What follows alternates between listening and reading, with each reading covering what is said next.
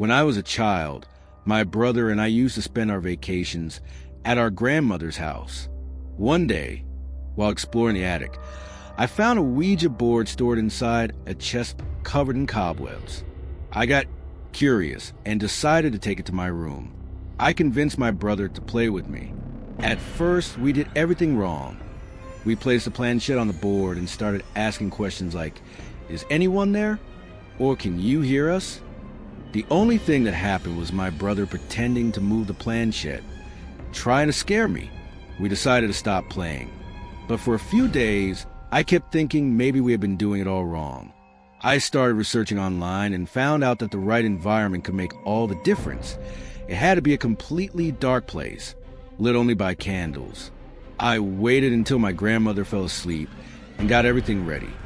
I placed a few candles in a circle around the board and turned off the lights. When everything was set, I called my brother again.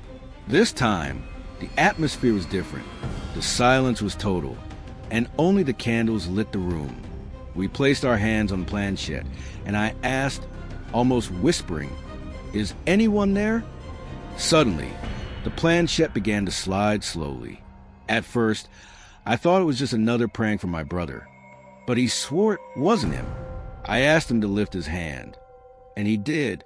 Even so, the planchette kept moving on its own until it landed on the word yes. I was terrified. Trying to stay calm, my brother asked the next question. "Are you a good spirit?" The answer didn't come immediately. For a few endless seconds, the planchette stayed still until it slid to no. What happened next was terrifying. My brother started screaming. He turned pale, trembling, with a terrified look in his eyes. He lifted his shirt, and there was an injury on his stomach. Thin, deep cuts, like claw marks, slashing across his skin. We ran outside, where he dug a hole near the fence with his bare hands. We threw the board inside, and without hesitation, he covered it with dirt, as if burying something that should never be unearthed. That night, we made a silent pact, never to speak about what happened. And since then, we have never dared to touch a Ouija board again. It was a weekend when my cousin came to my house. We always try to come up with something different to do, and that night, she showed up with an idea that seemed perfect, to play with a Ouija board she had secretly brought in her backpack. We went to a messy room to play and found something that caught our attention.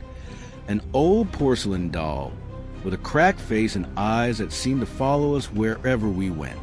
We decided it would be better to place the doll in another room, facing the wall, before starting the game, and we closed the door. We sat on the floor, lit only by the faint light of a hanging lamp. At first, nothing happened. The questions went unanswered. Then my cousin asked, almost in challenge, "Is anyone here with us?" The pointer slowly moved. It spelled, "Look." Right then, we were scared and looked at the room where we left the doll. The door was open, and the doll was no longer there. Before we could react, we heard slow footsteps. I looked at my cousin. We grabbed the board and ran outside, staying in the yard until our parents arrived. We didn't tell our parents anything. We pretended nothing had happened.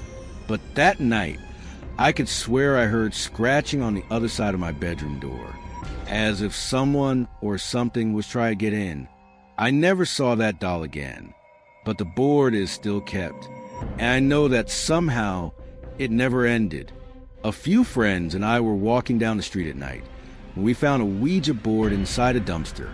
We decided to take it home and test it, not really believing in it. At first, it was just a game. We asked silly questions, laughed, and tried to trick each other by subtly moving the piece. It was fun, but soon, the game took a different turn. I decided to ask the board a question. "When am I going to die?" My friends laughed, thinking it was just another joke. Since we got no answers, we stopped playing. That's when, out of nowhere, the piece started to move on its own, without anyone touching it. We looked at each other, terrified. It slowly spelled out the word, "Tomorrow." A sense of fear overtook me, but the worst was yet to come. Without saying much, we put the board away, and each of us went home, trying to convince ourselves it was just a coincidence. lie in my bed. I couldn't sleep.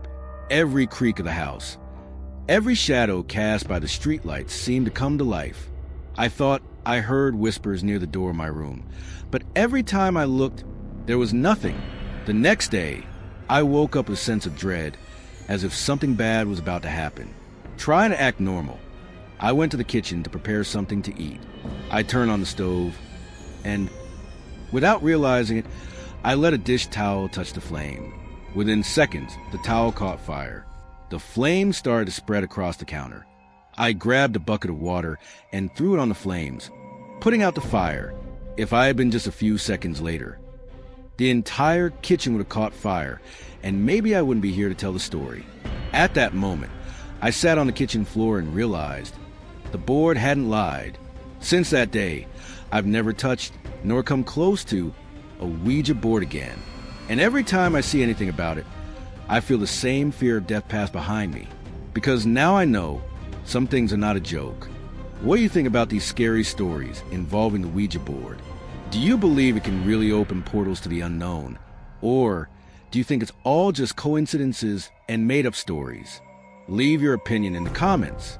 And if you enjoyed this video, don't forget to subscribe to the channel and turn on notifications so you don't miss any chilling stories. Be careful what you summon,